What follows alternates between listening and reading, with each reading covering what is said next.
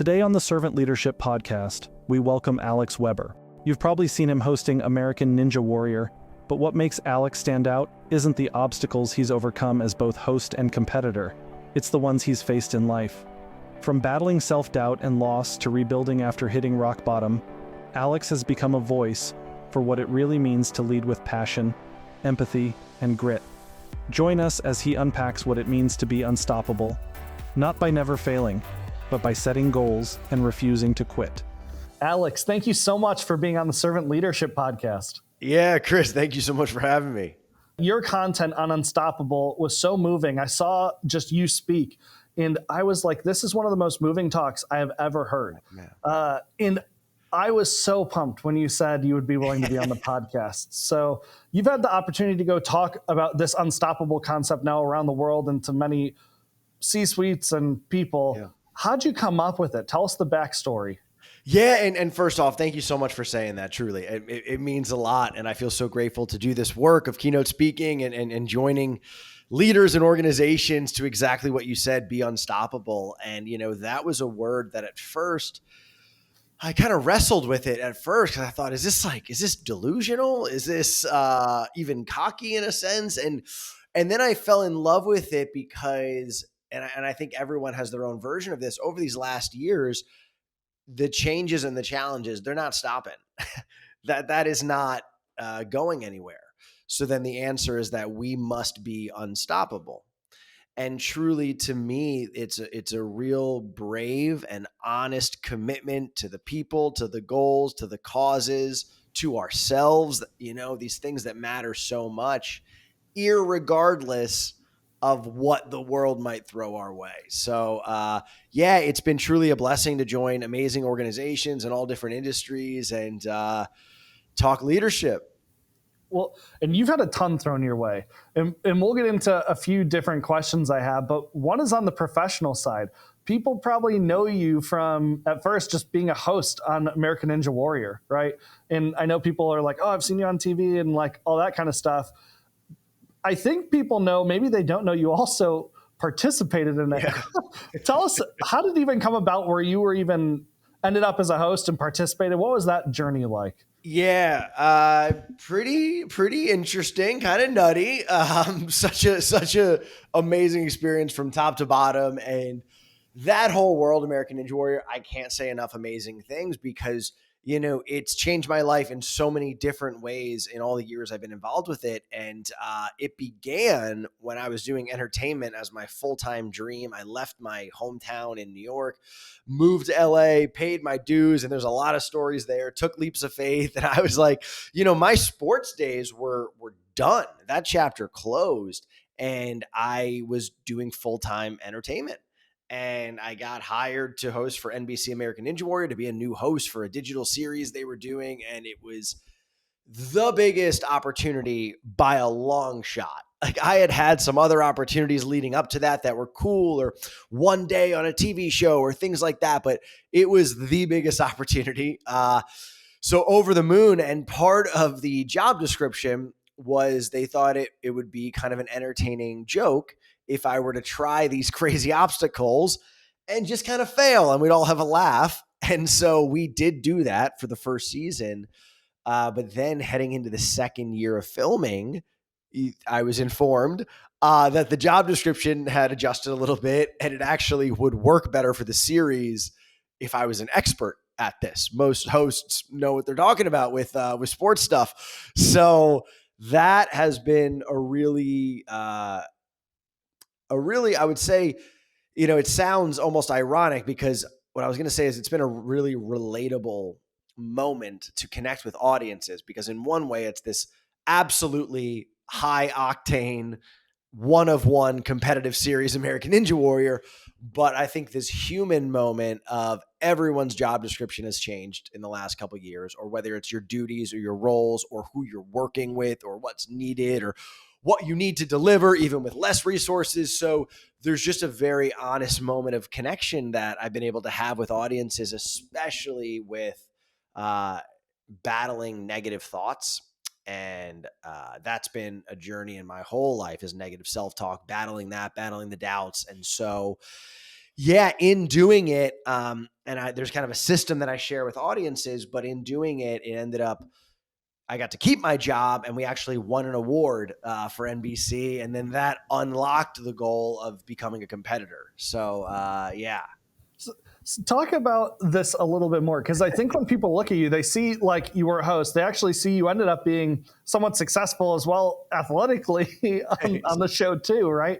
And they saw this journey of like, oh man, everything's coming together for Alex. And you talk about this self-doubt, and I know you talk about this to many large crowds, but share with us what that looked like in your life and maybe what you've learned through a lot of the self-doubt talk. Yeah, and such a good question. I mean, I think I've battled it. Where it really came to a head in my life was I battled it all through middle school and high school, but sports were really, I'll talk with parents, and then oftentimes after it, they'll come up and talk with me about their sons or daughters. And, I just think for young people growing up, the best thing in my life was a positive outlet. And that positive outlet for any young people growing up or parents of teens or kids, that can be a band, that can be a sport. That's what it was for me. That can be like they start a business or whatever it is. But for me, it was this kind of whole other world that opened up to me because of committing to the sports of hockey and lacrosse. It gave me confidence. It gave me friends. It gave me opportunities. It gave me a place to feel like I mattered. And so, yeah, I just kind of offer that up because I'll often be asked by parents after. But lacrosse was my dream. It was my dream to go off and play Division I college, and I did. But when I got there, I was so brutal on myself that when I would make mistakes, I would just beat myself up so mercilessly that what ended up happening was, and this is often what I share with audiences, is I never quit the team or anything like that. But what I did was I quit being the fullest version of myself. I kind of relegated to this comfortable, safe version where I wouldn't take chances. I wouldn't put myself out there because I knew I had this like pretty good version of me if I just stayed in this comfortable box. But that's the most dangerous place to be. And so I ended up losing my starting position, lost my dream. It was really devastating to me. So that was a moment where I share with audiences, I quit on myself. And I still think about that. I had a dream about my college lacrosse team last night. Like that's what regret does. It gnaws at you. It just never goes away. It's always there. But then all these years later with American Ninja Warrior, I remembered that feeling of quitting on myself. And so even though this seemed impossible to try to get good at this sport of American Ninja Warrior, I was like, you know what? If I give everything I have and I fall short, literally, I fall off these obstacles, I get fired, it's embarrassing, I can find a way to live with that. But I don't think I can handle quitting on myself again. So I really think one of the most powerful moments that can happen for any human being is this deep internal decision of, are we going to keep holding ourselves back, or are we going to take a leap to go after the goals and more so be the version of ourselves that we really feel called to be? Yeah. I mean, it sounds so good. I think a lot of people can relate to just not being the best version of themselves, right? And that's that immediately I know draws so many people into listening to your content, right? And it's hard because you're just stuck there. What were some steps that you took or that you help people through right now in trying to get out of that place where they're showing up, they're doing the thing, but they're not giving the best version of themselves? Yeah. And, it's such a testament to what this podcast is, servant leadership. After graduating college lacrosse, when I was in Hollywood, my first couple years, my side job was coaching lacrosse. And I was honestly kind of burnt out with lacrosse. It was just something to pay the bills. But this was the amazing moment is, as the athletes that I was coaching, as they started to go through their negativity and self-talk and doubts and limits, I could go there and serve them because I just know so much what that feels like. And so, I often share with audiences how powerful empathy is. And I think that can sometimes be misunderstood. maybe viewed as, okay, we have to have compassion for other people. And we do. But I think empathy is more active. And I think it's really our humanness connecting and relating to that person's humanness.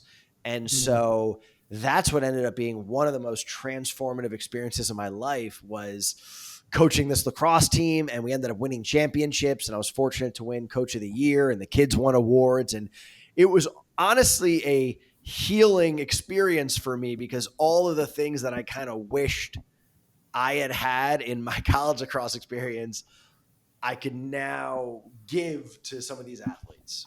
Wow. And yeah, becoming Coach of the Year in lacrosse too, right? Like you had some major success. So it's funny to see how that trajectory, just your excitement level and just the way you were able to serve athletes was just so cool. When I think through, you were in this world, and you talk about it a little bit, this Hollywood world. And I mean, it's like every kid that's born basically had seen a movie is like, I want to be in a movie, right? And it's like you went through the grind of Hollywood. Yeah. And you talked about getting this big break, like best opportunity of your life. As you're navigating that, how did you see leadership in Hollywood show up? Because really, it's a cutthroat environment where everyone's kind of just looking out for themselves, is what it seems like from the outside. Sure. And we talk a lot about servant leadership, where there are people that really stepped in and helped you get the next break in your journey. Oh, yeah. I mean, well, one thing about American Ninja Warrior, which is just so cool, is that it is this iconic, massive TV hit. And it's also a sport.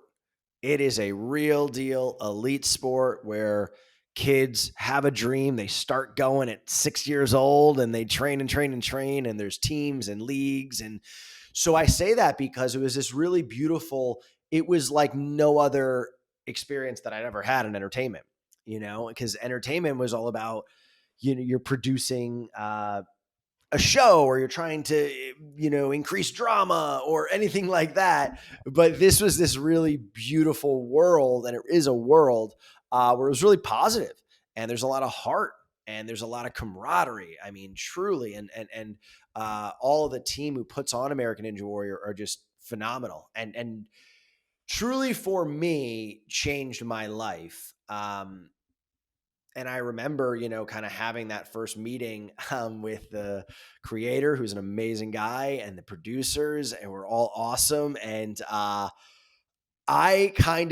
remember being in the waiting room, and I couldn't allow myself to, I don't know what the right word is, focus on or accept how big of an opportunity it was, because I was like, I'm going to get either too nervous or too jittery, jazzed up. I got to just stay focused here and just, and at the end of the day, I was like, I'm just going to really try to be authentically me. And they were just such good people. And I mean, in my experience, that's really the best thing I can say, is that it's so unique from the rest of entertainment, because it's not just a TV hit. It's also this really beautiful, positive sport. Yeah. I mean, to the sport aspect, and they show a little bit behind the scenes of people training and gym setups and leagues and stuff like that a little bit, but I don't think the audience knows how much work goes into actually showing up on that stage. Because before American Ninja Warrior, I think people saw Wipeout and immediately might have thought, oh, this is like Wipeout. And it's nothing like Wipeout. It's not a joke. This is serious competition. You were surrounded by great leaders in that environment who had trained their whole life for things. And right in front of your eyes, you're watching people's dreams just be shattered, and you're trying to be with them. How do you show up in those situations when they've been training their whole life and it might not have gone the way that they thought? Yeah. I guess, there's kind of two parts of it. One of them is, sometimes people will come up to me after and be like, I've always thought maybe I could try American Ninja Warrior. And I'll always say, you could do it. The thing is, what part two of it is if you decide to show up to the gyms and train your butt off for 3 to 4 days a week and do that for 6 months to a year, you can absolutely do it. just like if you were to decide that you wanted to get really good at the cello and you prioritized it and you trained 3 to 4 days a week for 6 months or a year, you could get really good at the cello. So I think, for so many people, and this American Ninja Warrior proved it to me, because I played D1 lacrosse. I played in the world championships of lacrosse. It was this really interesting thing where I'd risen to be an expert in a sport and then had to go back and start as a beginner in the sport. But what does parallel is, you know what it takes to become good at something. And man, what American Ninja Warrior showed me, especially in the beginning, was just, you just got to show up. You just got to do it. And if you are, whatever this is, I'll talk to audiences doing different things. Maybe they're doing sales, but they have to learn a new operating system, or a leader just got thrown into a position, or people come up and they say, I want to get more, better in my health and my wellness.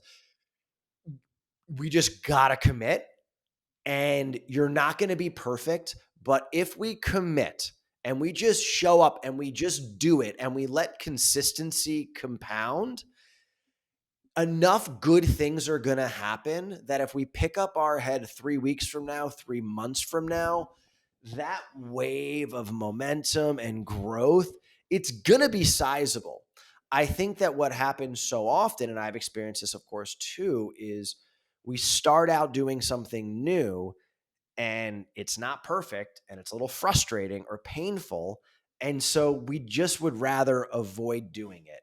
And we just kind of block off that thing, or we try to just get by without it, even though we need this. So I would just say, in my own journey, showing up, and I kind of had a mantra where I would say, if the athletes are training, and that was it's funny, I had to make a big internal mental switch, because for my first 2 years, my identity was a host. And I also believed I am a host. I am not an athlete anymore. And so I would say, oh, the athletes are training. But then it took me a while to then be like, I am an athlete. I am a competitor. And that's powerful, like the internal switch of what we believe about ourselves. But as I was getting going, I would just say, if the athletes are training, I'm going. Even if I'm tired, even if I'm sore, even if I'm beat up, I'm showing up, because I knew that if I didn't, it would make the fog, the wall around the goal, get bigger and bigger and bigger and more scary and more imposing and more cryptic, versus if we just go and we start doing it, and yeah, we're not good at it, and maybe you have a bad day or it wasn't a great experience, it's still okay, because that wave of momentum and growth and information is still growing so much. So, and I guess the last caveat that I'll say, or not even caveat, but just note, is the athletes were so, and are still so, encouraging and inclusive. And I think it's because these obstacles in this sport is very unique and it's really hard. So I was just always so impressed by the openness that truly some of the best athletes in the sport, I'd say, hey, can I come train with you? And they're like, absolutely, come on out. And they'd give me pointers. I train with them. They're like, cool, man, we're going to train Tuesday night too. Come again. I'm like, all right, let's do this. I mean, I feel like you have so many good things. If people start following your content and reading the stuff that you've written, you have a lot on goals and chasing performance and helping people figure out what's the next step, right? And a lot of it, and you talk about it some here, is just showing up.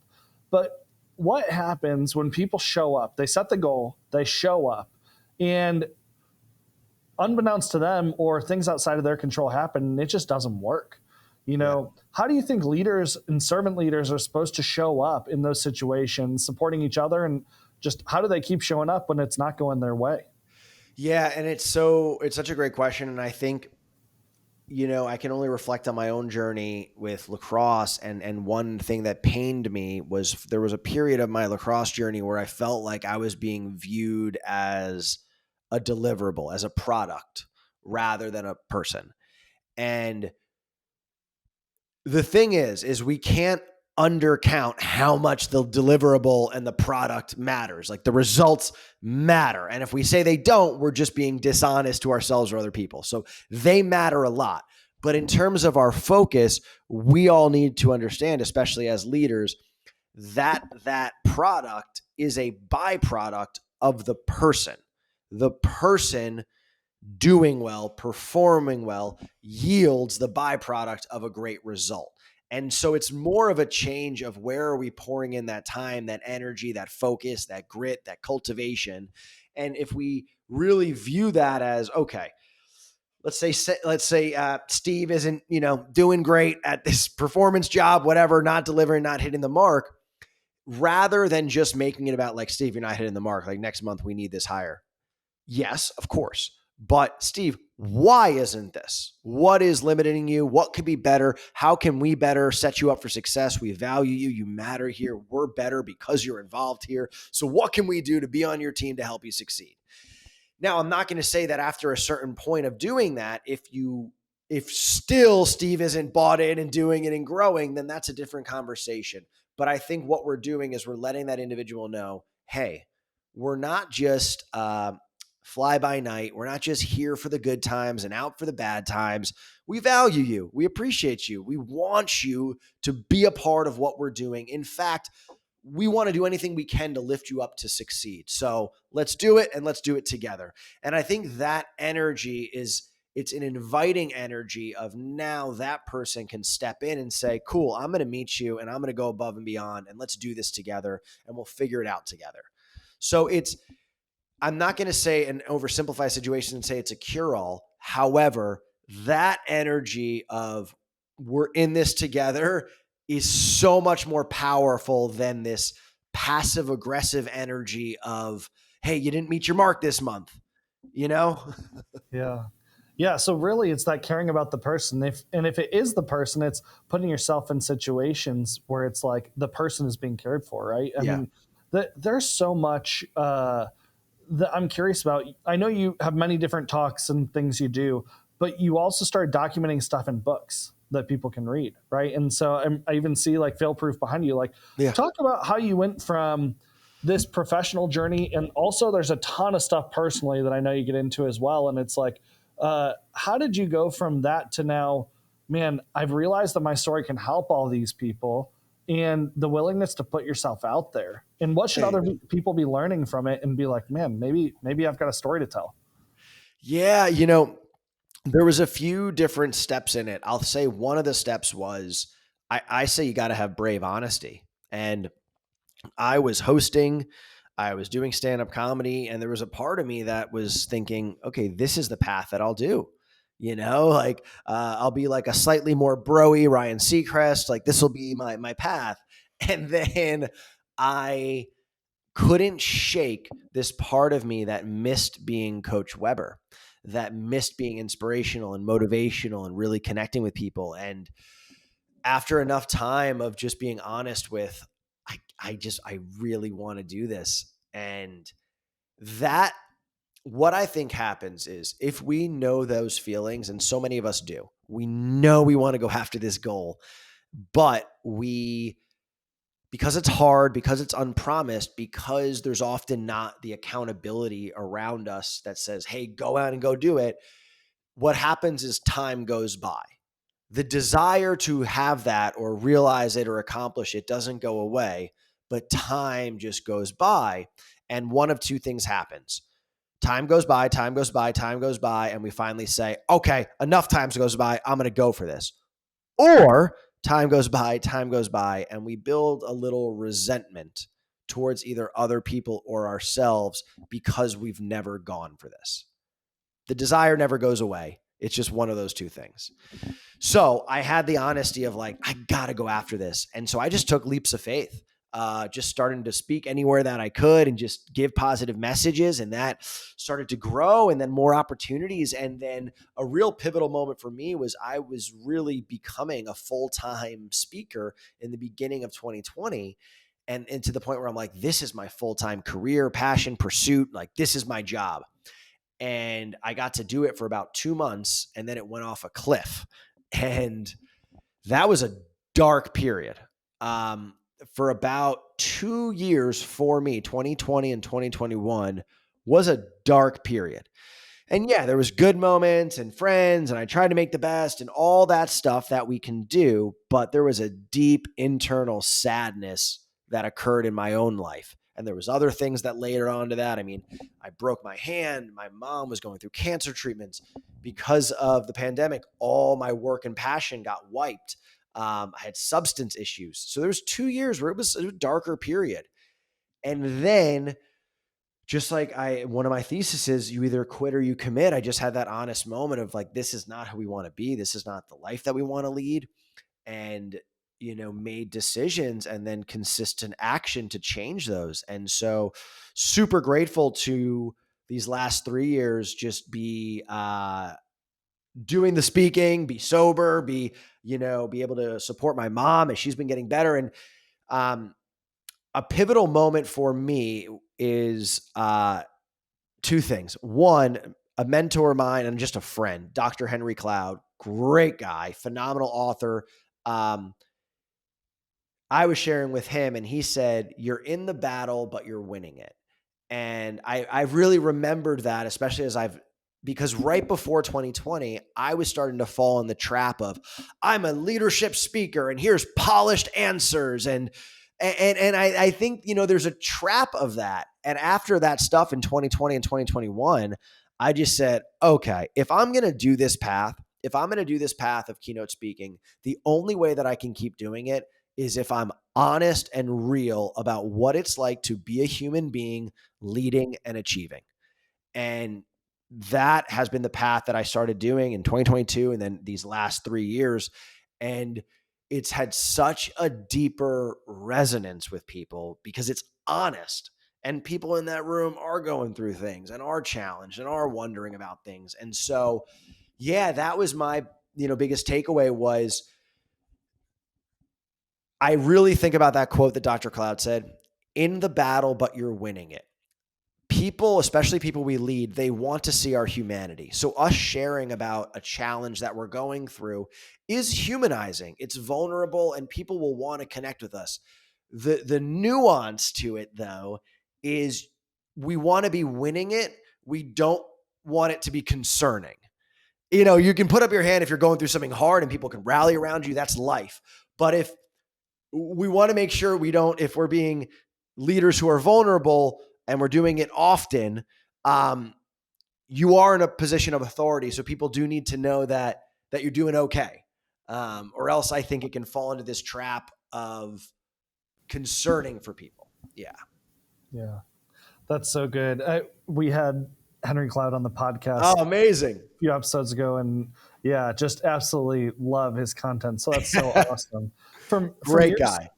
From your standpoint, and just add a little bit more to this, because you talk about like people have this idea and they want to conquer this goal or this thing that they've been dealing with, and they just know they need to. And you shared your own journey. And I think a lot of people have that mindset. It's unbelievably relatable. And you talk through either like just deciding to fix it or deciding to just like be bitter, like that's not your wording exactly, but that kind of gist. A lot of people I see start working on it. Like they decide today is the day that I'm going to get healthier. Today's the day that I'm going to learn this skill, or today's the day I'm going to change my family's life forever. Mm-hmm. And they hit a speed bump. Something goes wrong. They're a month in and it was going great and something happens and just derails them. And then what I find is so many people move into that second bucket of bitterness and like just give up at that point. How do you help people think through failure like that and then just being able to lean back into, that was great, the progress you made? Or how do you talk to people about that? I love that question. I mean, I think, again, there's this deep internal decision of, are you in or are you out? Meaning, does this really matter to you? And if it does, in the years when American Ninja Warrior has been really like highest priority of my life, every year I would kind of make a decision. I'm like, is this something that I want to go after? And because I love it so much, yes.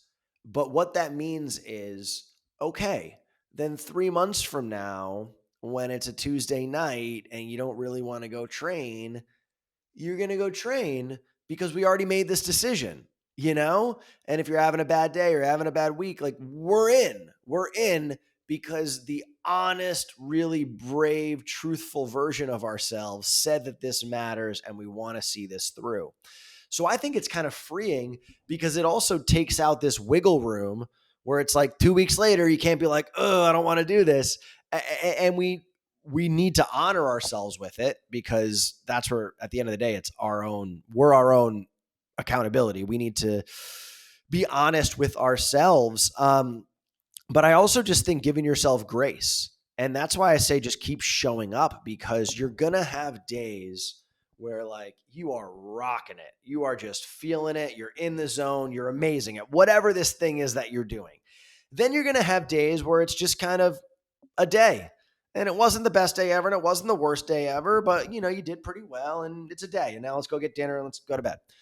And then you're going to have days where like, woo, did we even get out of the car? Like that was horrible, However, if we just keep showing up, the net of all of that is going to be positive.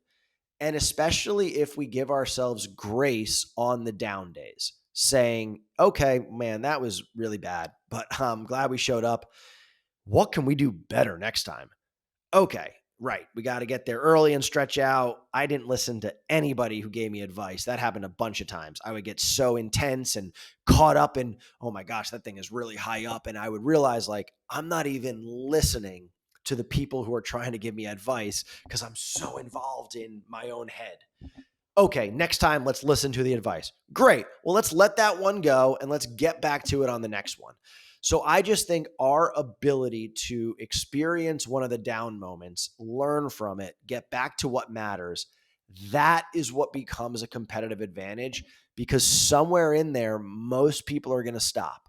They're going to have a few of those bad days and then just decide, I don't want to keep going after this, or more likely, I'm not going to keep giving my best to this. Wow.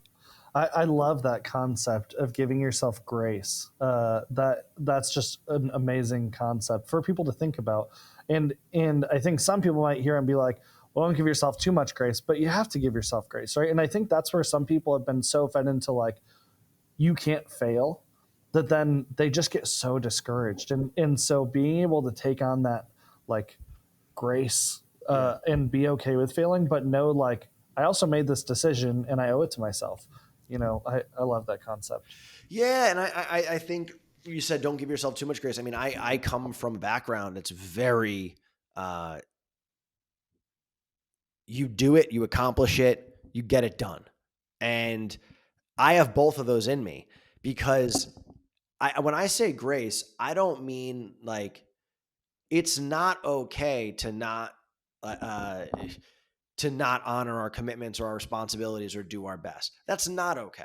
It's not. What I do mean though is if you are giving your best and you screwed up or you made a mistake, not dwelling on that to the point where it really becomes a negative. Use it as firepower. Man, I don't want to feel that way again. I want to learn from that. I want to do better. I'm not screwing up like that again. Use it and then go on to the next one.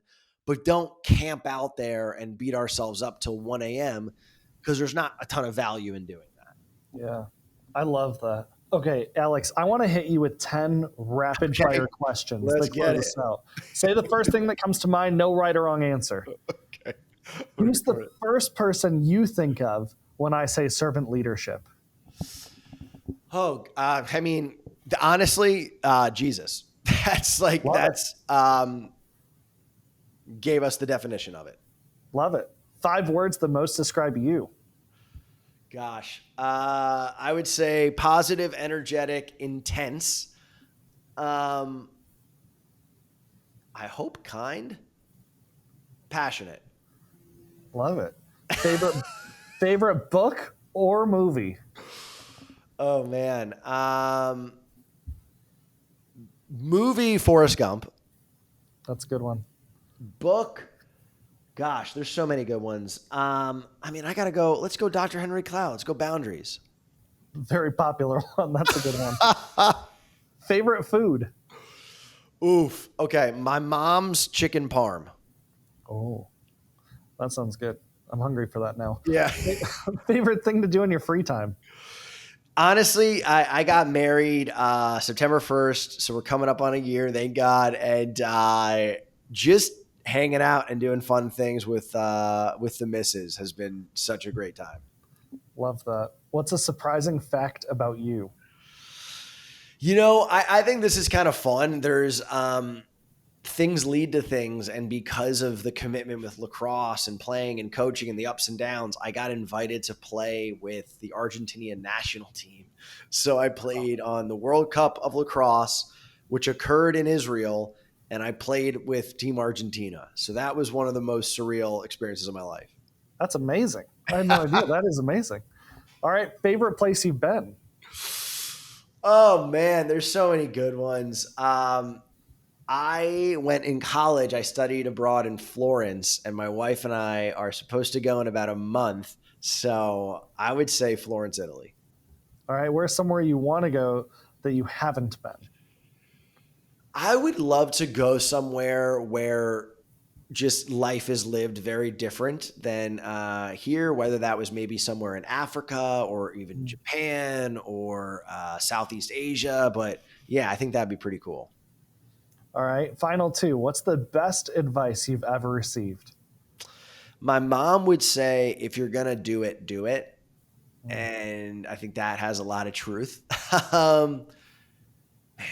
That's great advice. Yeah. Well, Alex, thanks for your willingness to be on. We're going to put a bunch of stuff in the description for people to go check out as well. Maybe even a blooper reel, because I've seen a couple of those from the early days. But so much good book content that people should be checking out. And thank you so much. Awesome. Chris, thank you so much for having me. Thank you for listening to this episode of the Servant Leadership Podcast. If you enjoyed what you heard, please give it a thumbs up and leave a comment below. Don't forget to subscribe and hit the notification bell to never miss an update. Be sure to check out the servantleadershippodcast.org for more updates and additional bonus content.